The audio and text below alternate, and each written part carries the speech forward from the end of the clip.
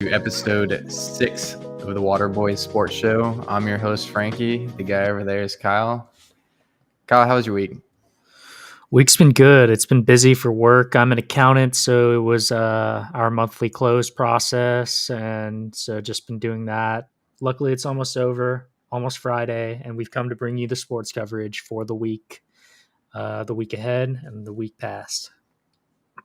Yeah, I learned today that Warzone has a new map.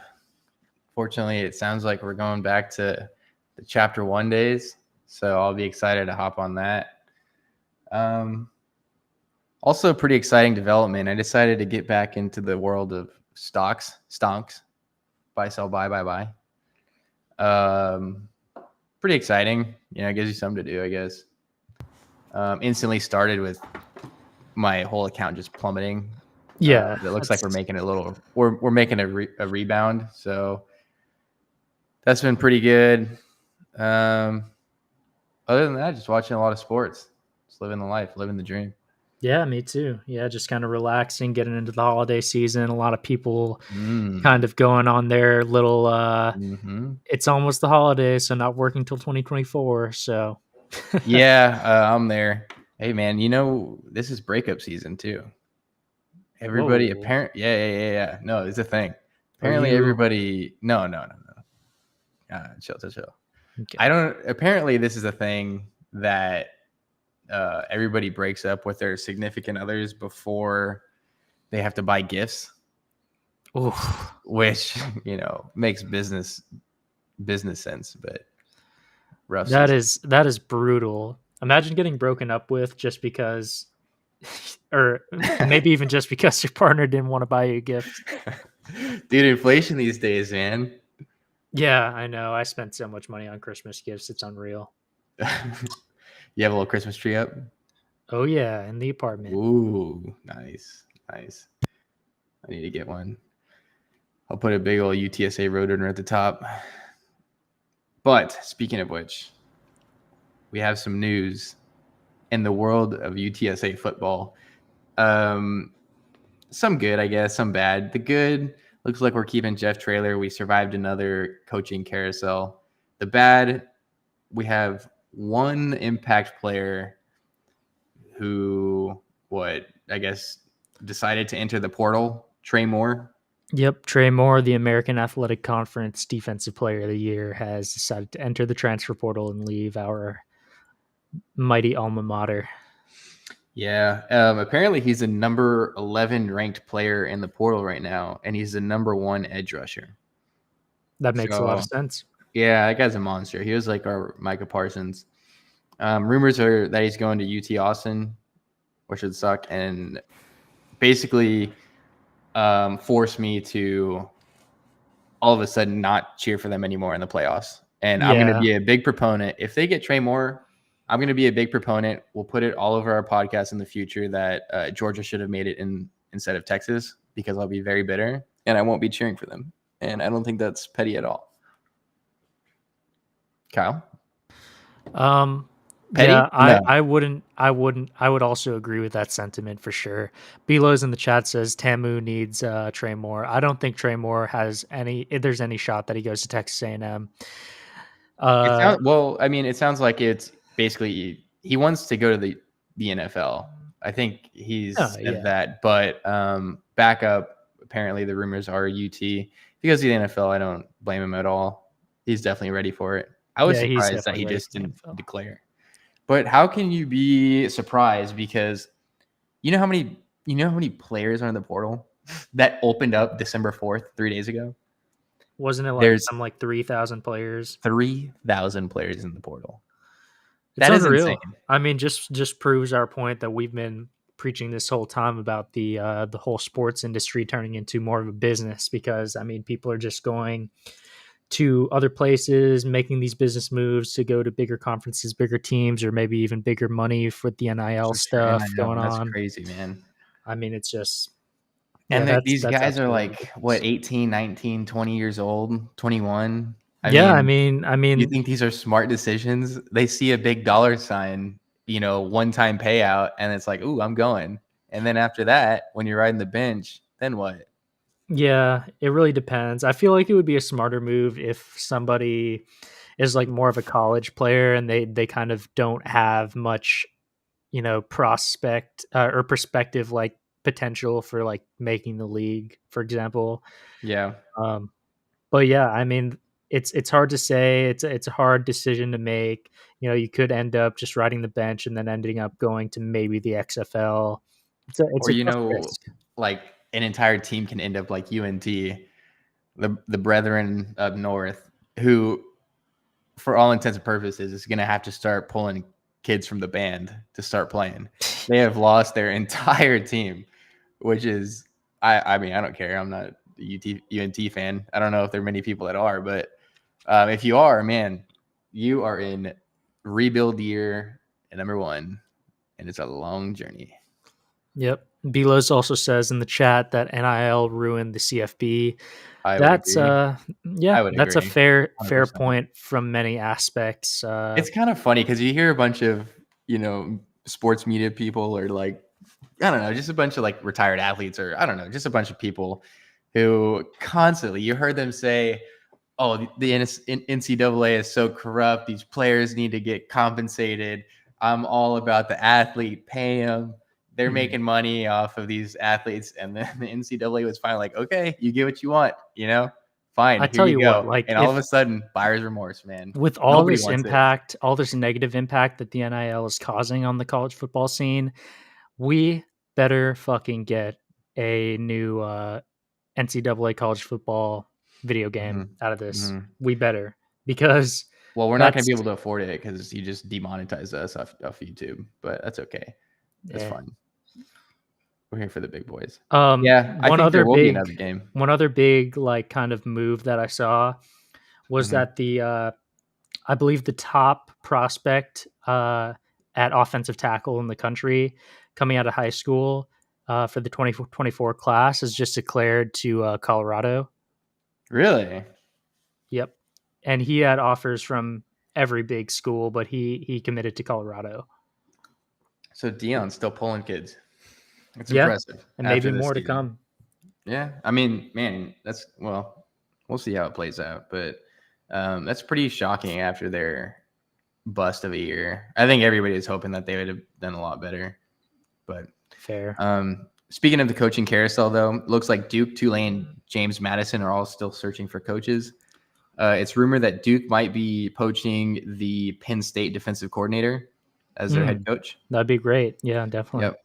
And of course, Tulane, Willie Fritz went to University of Houston, which we've already talked about. We think he's going to have a lot of problems over there. Hope not, but everything coming out of Dana Holgerson's camp kind of says like he was having trouble over there, and it may be deeper than just the coaching job. We'll see how that plays out. James Madison. I'm not surprised by that at all. Yeah. I mean, obviously, that could have been a flash in the pan. It's hard to replicate a season like that. Yeah. And so, it makes sense, but hopefully y'all will get a good guy for the future too. Speaking of which, it's really hard to do that. And I think that's why it was so important for UTSA to keep Jeff Traylor, because I think everybody thought that in the 2021 season, it was just a flash in the pan. It was like, oh, like we're not going to talk about the Roadrunners ever again. And here we are 3 years later. So having like 5 games in a row on national TV, it's like, that is so hard. That lightning in a bottle is just so hard to capture for most schools. I think that's why there's so much excitement. So it sucks to see people like Trey Moore leave, but fortunately that's the only player, like impact player, that I think has actually said anything about leaving. So yeah, pretty cool. Anything else with college football? I guess we hadn't talked about yet that UTSA had been slated to or chosen for the Frisco Bowl against Marshall. I'm kind of disappointed about the idea of playing in the Frisco Bowl again. I mean, it seems like we played in that bowl like 3 times or something. Yeah, it sucks. Well, whatever. I mean, it's just a bowl. I mean, at the end of the day, bowls really aren't like important at all. Yeah, and the opponent, not super tough for us. I'm hoping to get our first bowl win out of that. And also, I think that the administration and the athletics office had been kind of and the coaching personnel had been kind of happy about that because they did not want to their number one priority was to not get a Northeast bowl because they didn't want to play in the cold. Which is kind of that's kind of weird to me, but I guess, whatever helps us win, right? Bilo says can't wait for the avocados from the Mexico Bowl. Yeah. Is A&M are they in a bowl? Did they get in with 5 Mexico wins? Bowl? Is that what a it thing? is? Yeah, oh yeah, that's for sure a thing, I think. Yeah, I mean, this might be a Oklahoma hot State take. and A&M? This might be a controversial hot take, but I don't like avocados or guacamole. Yeah, that's a scorching hot take. I'm going to put you on mute for the next 5 minutes because you're in timeout. That's not okay. I didn't know that about you. Whatever. They're in the Texas Bowl, apparently, according to Belo's in chat. Okay. Well, that's interesting because I don't think they had 6 wins, but happy to see they made it. Okay, well, that's it for college football. Yeah, Switching over to we got to wait for the bowl season. I'll let you have the floor for the start of the NFL talk, dude, because the MVP race. It's exciting. MVP race. So we got 4 right now, I think. That's a general consensus. You got Dak. You got Jalen Hurts. This one's a shocker. Brock Purdy. I've heard people talk about him. And then, honestly, who I think deserves it most, Tyreek Hill. Yeah. For 2,000 yards. Nobody's ever done that. Yeah, no. Well, I don't think Megatron do it. I don't know if Megatron did, but he's definitely certainly gonna go down as probably the best receiver of all time. And the thing is, the problem about this, and I want to hear your thoughts about this. The MVP is obviously widely renowned as the quarterback award. And a lot of people think that Tyreek Hill, of course, is the most deserving, but again, at the end of the day, the way that it's biased is towards quarterbacks. Obviously, quarterbacks contribute to winning because they lead the whole team and everything, but the Dolphins cannot do what they do without Tyreek Hill. It's simple as that. Absolutely not. And so it's kind of tough that way. But what do you think about it being the quarterback's award? I think people underestimate how important a good wide receiver is, just because how much they can open up the offense for the quarterback, for running backs. It's like you have one baller on your team who maybe needs double coverage or something. It just opens up everything for the rest of the offense. So that's always underrated, I think, in my opinion. But it looks like Cooper Kupp actually had a 2,000-yard receiving season in 2021, but that included the postseason. So it looks like Tyreek Hill is on pace to do it in the regular season, which nobody's done before. Which is insane. And he's played through injuries specifically because he wants to get this. So hats off to him, honestly. Yeah. But, it will depend to see how the award committee or whoever does that will kind of evaluate.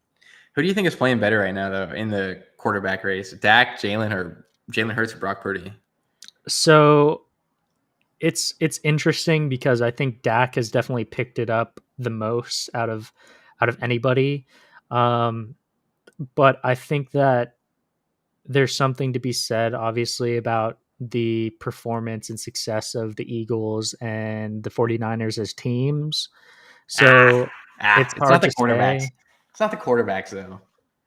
I mean, no, it's not the quarterbacks. Brock Purdy, all he has to do is not make mistakes, in my opinion. Jalen Hurts, he's not rushing. I don't know if there's what do you have, an injury in his calf or something, or he hasn't been running as much as he has in past seasons. And I think which is kind of what makes him such a big threat. Yeah, I think that injury is more than the Eagles are making it seem. But I think Dak is playing I think he's playing like an MVP right now. It will definitely come down to the wire on how all these quarterbacks close out the season. Yeah. Obviously, it deserves to go to Tyreek Hill, but at the end of the day, I know it's just going to be a quarterback, and might as well just call it the quarterback award if it happens again that a quarterback is the MVP, because this is it's unreal how just how like the Heisman down. Pretty much. Well, it's not as bad as the Heisman. I mean, the Heisman has a lot more receivers and running backs and stuff win, but yeah, the MVP race is pretty much all quarterbacks. So your favorite team, man? The Jets. Yes. We are starting Zach Wilson again this week Yeah, against the Texans. baby. We've cut Tim Boyle. What a beautiful We circle. tried, Mr. Trevor Seaman at a quarterback That last didn't work. week. Didn't work. He had some semen on his shirt. Maybe a little bit, maybe in his eyes, but Zach Wilson is. I just don't have any really meaningful words to say about it. Anything that I've said already about it doesn't need to be said again. Folks, this is the voice of a heartbroken Jets fan. I mean, This it's is just what it sounds like. What it is it's heartbreaking. It's depressing to watch because we have the defense to give us all the opportunities that we possibly need on offense, and nothing materializes, and we're just okay with playing it, super conservative until we go 3 and out, maybe get a couple first downs, punt it. Thomas Morstead has been the MVP. He should be the MVP, honestly, because he has been racking up punting highlights throughout the season. And yeah, if you ask me, he should be like top 10 in that conversation because that's ridiculous. It's are crazy. Delusional now as a Jets fan. I think so. I was looking at fantasy, and it looks like the Jets actually have the number one defense, I guess, going against wide receivers against a pass. That if you have the number one defense or offense in anything, you should not be 4-8. And exactly. They're playing a tough Texans team. Yeah. This week interestingly enough, that if we're able to pull off this win this week, somehow by some miracle against the Texans, that means that we are technically still in playoff contention if we win out. And the return of Aaron Rodgers. Open up, write the script, send it over to the studio. So if they lose, are they out? Yeah. Or do we still? Yeah, because it would be 8-9 would be our best possible record. They're only plus. I mean, they're plus 160 against the Texans today or on Sunday. Yeah, not a super huge margin. I'm assuming that has to do with a lot of the key players on the Texans getting injured. Like we had the Tank Dell injury, we had the Noah Brown injury. A lot of those young receivers that they have are dealing with injury concerns. Yeah, they are.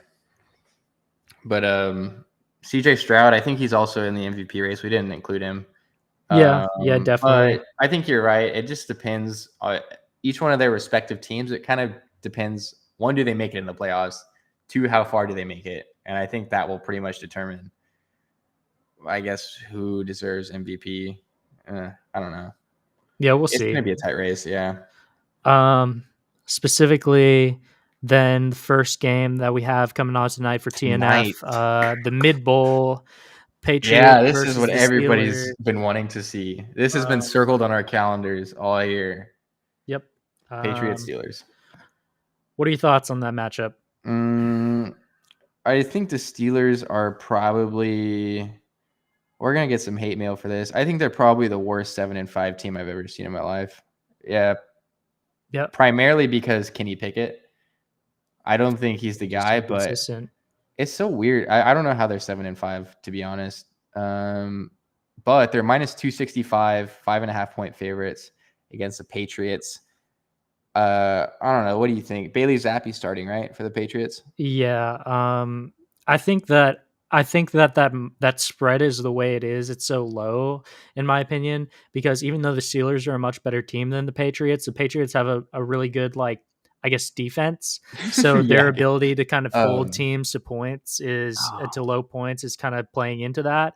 Like they lost 6-0 last week. It reminds me of what was it, like Rutgers and Iowa game or something, and the under was like 12 points or something ridiculous. Yeah. The Patriots are kind of like, you could think about it this way, are kind of like a worse version of what the Jets are, because watching their games, both are like eerily similar. I get the same feeling.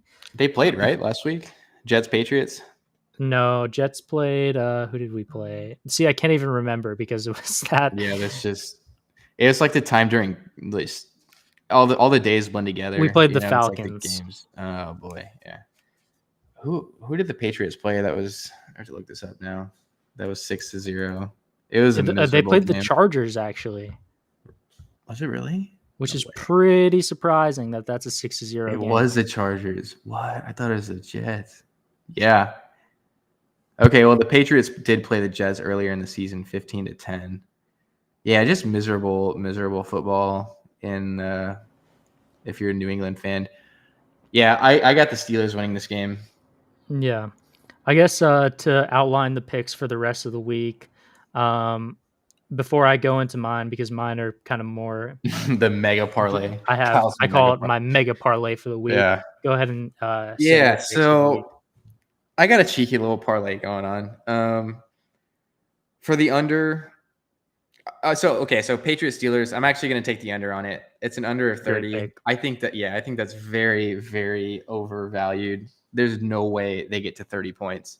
Again, this is another one of those games that I would rather see as a Toy Story overlay. Nobody really wants to watch this game, but it's a Thursday night. What else are you doing? Prime Video.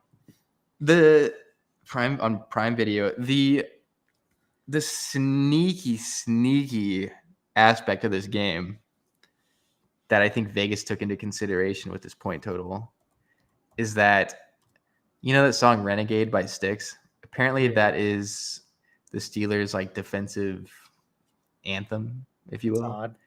It is odd, but Styx is actually doing the national anthem tonight for tonight's game. Wow. So Steelers may be coming out ready to run through a brick wall. I don't know, but I'm still taking the under. The second of the parlay, the second leg, I'm actually taking the Chiefs over the Bills. I'm taking the spread, 1.5 point favorites. Anything like that, I'm going to regret saying this. If it's that close, like, why would you take the money line? Just take the points. Like, Yeah, who wins? for sure. Who wins by 1 or 2 points? Right? Yeah, exactly. The third leg, I'm going to take the Lions over the Bears. Vegas only has a 3-point favorite on the Lions, which I think is a slap in the face to everybody in that organization. I think the Lions take it by way more than 3 points. Yeah. That's Jared Goff? What happened to Jared Goff? He didn't get hurt, did he? No, he's not on their injury report. I did check that because it seems like a weird, like, close spread to me. But those are good picks. I agree with them for the most part. Let's hear your mega parlay. My mega parlay, obviously, I'm locking in Steelers money line tonight. Then we're going Ravens money line versus the Rams. They had a 7.5 spread. I didn't take it just because the Rams are a pretty high-powered offense. They like to throw the ball a lot, fly through the air and everything. Definitely took the line spread over the Bears. Saints money line over the Panthers. Texans money line over the Jets. Yes, I would bet against the Jets. Take that as a lock. Bengals money line over the Colts with Jake Browning at quarterback. That guy is nuts. He played wonderful, exquisite last week. He did. And they're favorites because of that. Yeah. They're actually favorites. Yeah. Even though the Colts are still at minus 102 odds, that I would definitely take the Bengals money line there. They're sleeping on Jake Browning. Here's a bit of a shocker at plus money, plus 136. I'm taking the Jaguars money line over the Browns, even with CJ Beathard at quarterback. What? Really? Okay, so is Joe Flacco still lining up for the Browns this weekend? He is. I liked what I saw from CJ Beathard in the final stretch of that game, and even though it was a little bit short of a time and he didn't throw for a touchdown, he still got them down the field like very efficiently, very poised, and like he sat in the pocket. He was able to do his thing, get to his reads and everything. And they're also obviously going to rely a lot more on Travis Etienne, and he took a lot. Good for me. I have Travis Etienne, Evan Ingram on my fantasy team. He took them as options a lot, and they're very safe. Like Travis Etienne will be able to get you on a screen pass like 12, 15 yards or something on any given pass. And then Evan Ingram is very, possession type tight end that's able to just catch the ball and, get you some decent yardage. So there's not a single person in the entire NFL ecosystem that cares less about the game of football than Joe Flacco. Yeah, exactly. And he's washed. He's an old man. So Yeah. yeah, let's be But real. dude, did you see that one pass he had? It went like 60 yards or Oh 70 yeah. yards. Yeah, I saw that. You can't count him out, man. You No, can't I count won't him count out. him out, but I do think that I'm going to be taking the Jaguars money line Mm-hmm. at that plus money because It's a that's good it pick. seems like a great little underdog to take. Yeah. Also, before I continue, I have a hilarious fantasy story. Right, so I was 6-6, I believe, this Mm-hmm. week, and I had to win to keep my playoff hopes alive. I have the best point four and like basically in the league, Mm-hmm. so. I was 1% chance of winning going into Monday Night Football. Guess what 1%? happened? 1% chance of winning. I was down by 54 points. What happened? Wait. So, okay, what happened? Monday Night Football, I had Joe Mixon, Travis Etienne, and Evan Ingram. I won by 12 points Oh my gosh. Oh my gosh. to keep the playoff hopes alive. So what are your percentage? Oh, okay. So you're still in the running for the playoffs. Yeah, I'm almost certainly going to make the playoffs if I win this week, or even if I don't win. I'm like outscoring the next guy by like 40 points. So if they lose, then I'm fine still. Continuing That's on though, impressive. um, just because the Seahawks provided a really close game against the Cowboys, I'm not taking the spread with against the 49ers Yeah. Yeah. for them. I'm gonna take because anything can really happen with that. I'm gonna take just like the safe 49ers money line, Mm-hmm. albeit it is at minus 625. 10 Just and a thought I'd half add it. points. Yeah, Dang. it's pretty wide. Um, I'm taking the Vikings money line versus the Raiders, Chiefs money line versus the Bills, and I'm taking the Chargers 2.5 point spread versus the Broncos. And then lastly, because or the last two for Monday night, I've got the minus 13 spread, Dolphins versus Titans. I think that's a pretty Mm-hmm. safe bet. And then I will take the Packers money line versus the Giants very So this is confidently. all in one gigantic Kyle mega parlay. Yep, $10 wins 5,700. Oh my gosh. Lock it in, pay off the rest of your car, pay off the student debt, whatever you got, lock it Yeah. in. And then, interestingly enough, I didn't bet on this game. I have no idea what's going to happen. Eagles versus Cowboys. Cowboys open up as minus 185 favorite. It's 3.5 Mm-hmm. point spread. Mm-hmm. Um, I'm so taking the money line. that's Actually, I'm definitely taking the the game spread. to watch, people. Yep. Give Sunday me the night, spread 8:20 p.m. Yeah, take the spread there, probably for the the Cowboy Cowboys. Three and a spread. half. Yeah. Uh, the Eagles looked very human after last week's thrashing against the 49ers.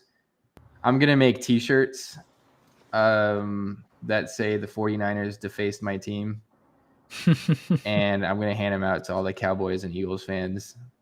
That's hilarious. Yeah, man, that was, dude, I didn't expect that. But the Eagles looked sluggish. They didn't look Yeah, great. that was out of the ordinary for them for sure, and really shows like how powerful the weapons are for the 49ers, because it's not necessarily all Brock Purdy. Mm-hmm. Mm-hmm. Um, But he did have 4 TDs, 314 yards.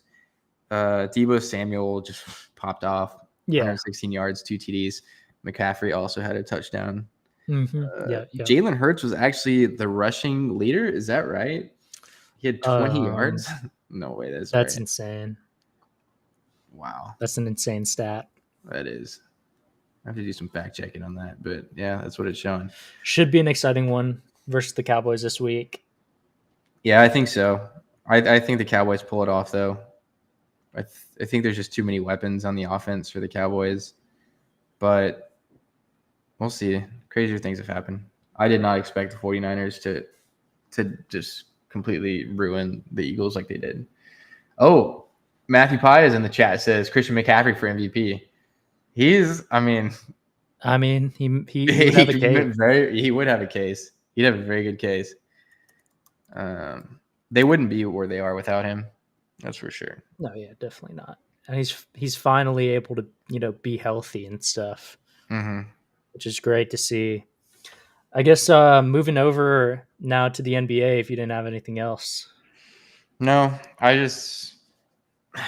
no. I'm just a little. I will say I'm a little nervous for that Cowboys game. I sounded pretty confident, but deep down, I'm actually a little nervous because this has huge playoff implications. For sure. We have the in-season tournament for the NBA semifinals tonight.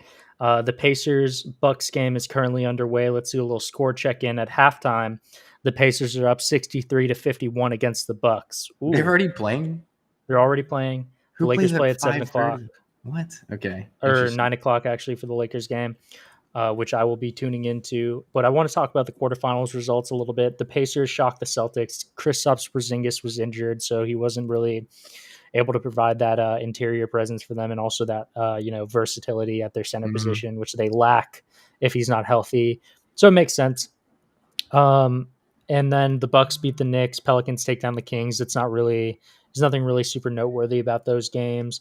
But other than the fact that literally every team we picked last week lost. Yeah. We were completely wrong. Except the Bucks. And the Lakers, which I've got to talk about. Still take our parlay. The Lakers with a clutch finish against the Suns. So what happened here? I don't know if you heard about this, the timeout controversy. Yeah. This was the sequence of events that occurred. Austin Reeves, he's him. He hit a clutch step back jumper to hit the three with 15 seconds left to put the Lakers up by 4, 105-101. What happened in the following sequence was that the Suns came back down the court. KD hits a 2-pointer. Lakers up by 2. Lakers inbound the ball with 7 seconds left.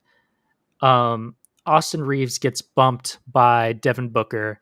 He thought he was going to get a foul call. He obviously fell over. The ball came loose as KD came up for that trap. And the ball comes loose.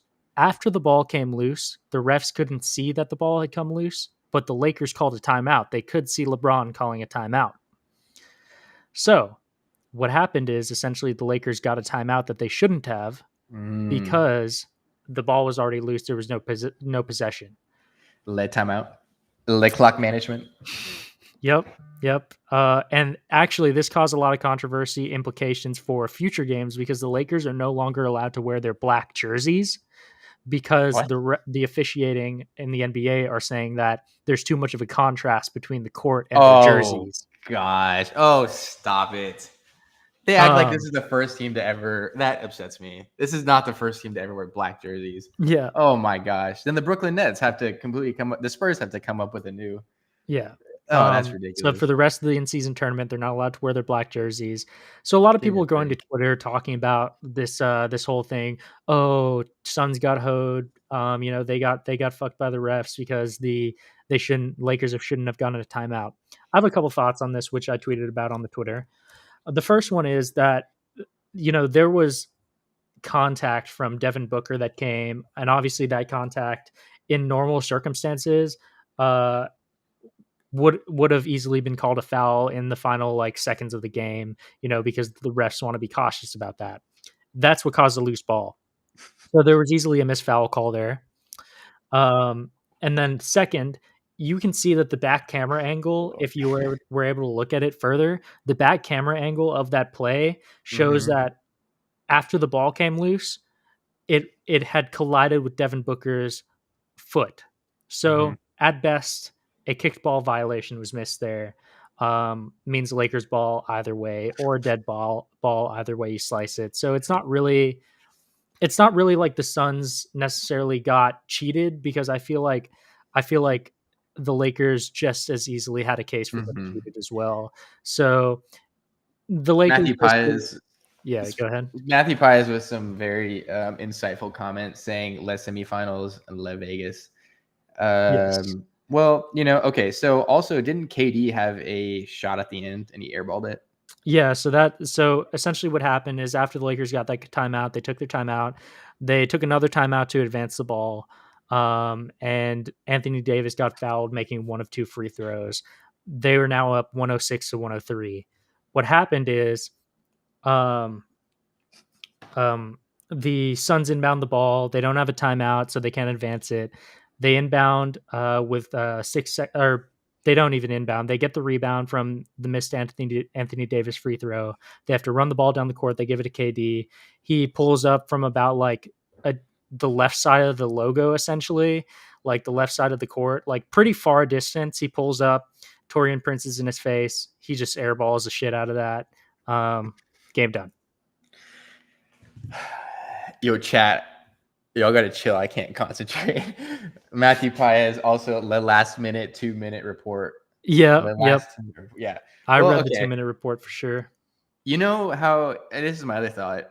You mentioned Austin Reeves at Go. You know how in like Pokemon you'd like start off with a little beta starter, and then obviously the Gen 1s weren't beta, they were goated, but yeah. I don't know, you take a game later on in the series and it's just a little beta Pokemon and it just kind of sucks. And then it evolves into something that looks way cooler and it's way better. Yeah. I almost feel like Alex Caruso is that little Pokemon, and Austin Reeves is the evolved form of the Alex Caruso with hair. You know what I'm getting at? Fair. Yeah. I mean, LeBron always has that token white guy that he always just knows super well, and they play super well together. Let GM, dude. He's got to have that 50% balance or whatever between token white minorities. Guy. Yeah, there you go. But they're balling, man. They're good. Yeah, they're good. Austin At Reeves least they haven't. He's coming off the bench. He's playing great. They haven't dropped 15 straight like my boys have. I don't even want to cover them anymore. I regret saying of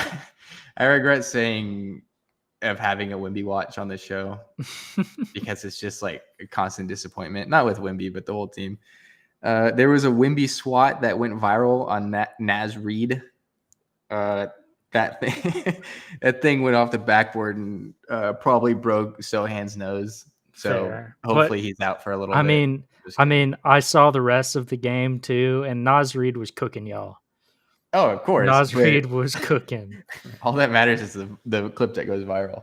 Fair. But Wemby is averaging 19.3 points, 9.7 rebounds, 2.6 assists, 1.3 steals, 2.7 blocks. That is a full stat line he's averaging. He's making an impact everywhere on the court. He's also shooting 43.7% from the field, and he's taking a lot of threes. So he's for a rookie, I can't complain, man. I cannot complain. Yeah. I mean, got to be happy with that. Talking back about the in-season tournament semifinals tonight, let's preview a little bit the Lakers and Pelicans going on. Mm-hmm. To me, by the way, you can lock this in. The Lakers should win. Lock in Lakers money line. I'll say that all day.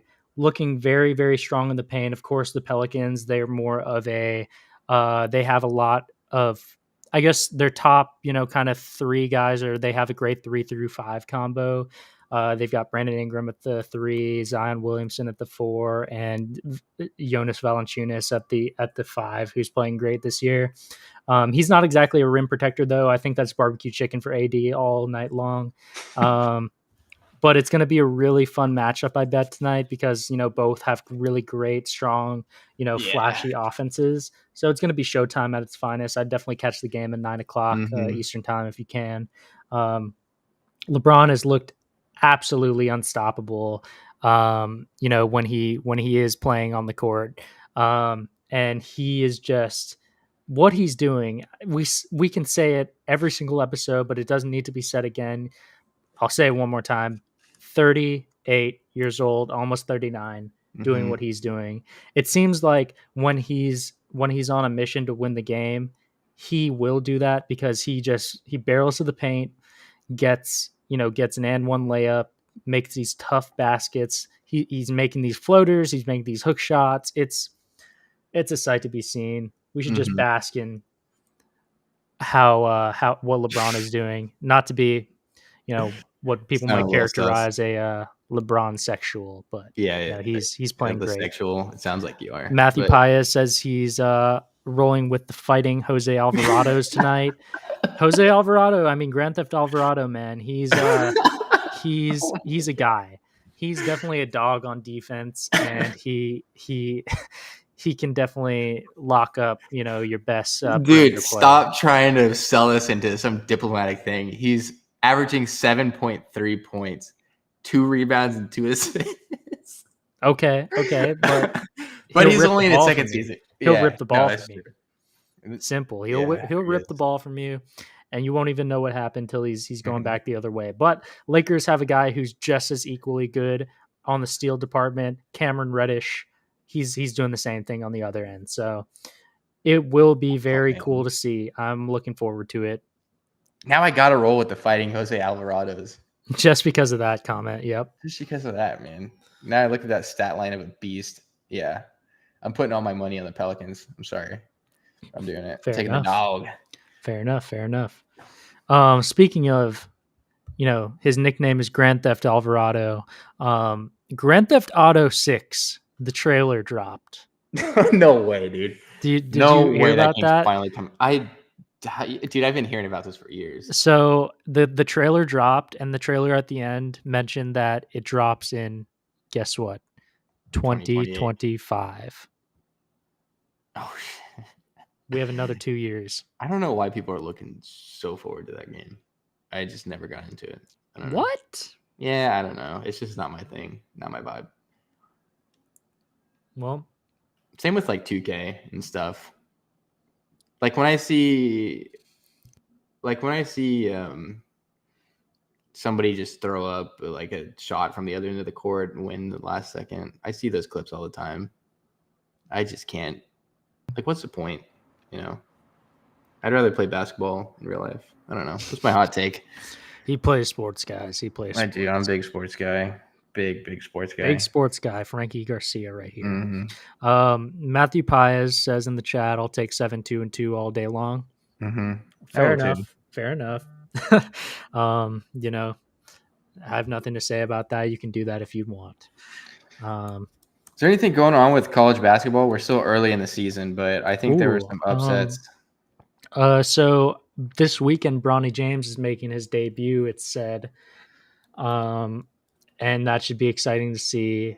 I haven't been following the exact box scores super hard about college basketball, just because it hasn't really ramped up yet for me. I'm focused on the exciting parts of the season for other sports. So, but I've been paying attention to some of the teams. Kentucky Wildcats are playing great.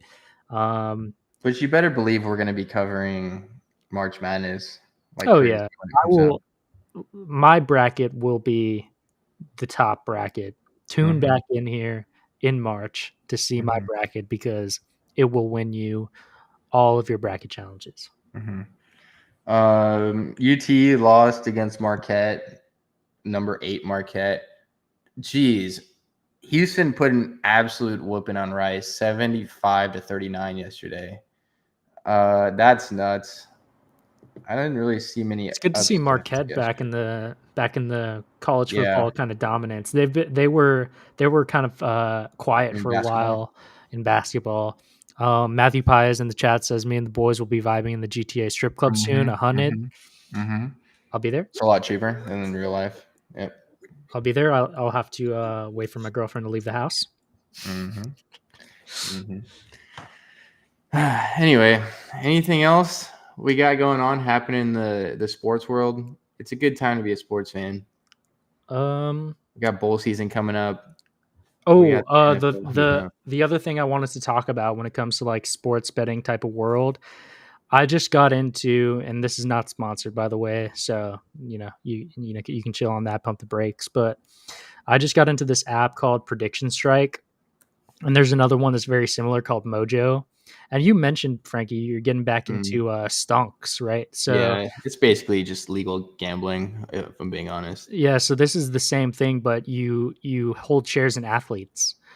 And that's awesome. They have stock prices, and they go up and down throughout the years, and you can hold them for as long as you want. Are you serious? Yeah. It's pretty crazy. What a genius idea. And so I think most of it factors into their projected fantasy points, but obviously their real life performance will probably affect their stocks. And so listen to, I guess, my portfolio real quick. And it would be great, Prediction Strike, if you're listening, if you want to sponsor the pod, we can do a free advertisement. So it's like real money that you put in? Yeah, so it's real money you put in, and then you just buy shares of different athletes. They have different sections in the Explorer section of like, you can buy the dip, or you can see the top risers, you can see people playing today. Oh, wow. I have 2 shares on Garrett Wilson, which I plan to hold for like the foreseeable future. Just when the Jets are good again, he's going to shoot back up. Okay. 2 shares in Evan Mobley, 2 shares in Austin Reeves, 2 shares in Blake Jarwin I got for free from the app. How much are these shares? Like, how much is one share in Austin Reeves? $5.13. What is the most expensive player? Right now it would be $35 at Josh Allen, I believe. Okay. Really? Yeah, so they're pretty affordable. Continuing on, I've got 2 shares in Will Levis, 2 shares in Bailey Zappi. I've got 2 like random fighters and soccer guys.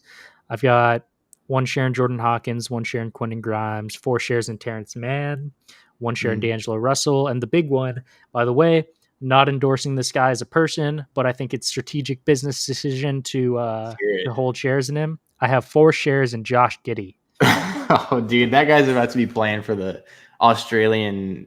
I don't even know what their league is called.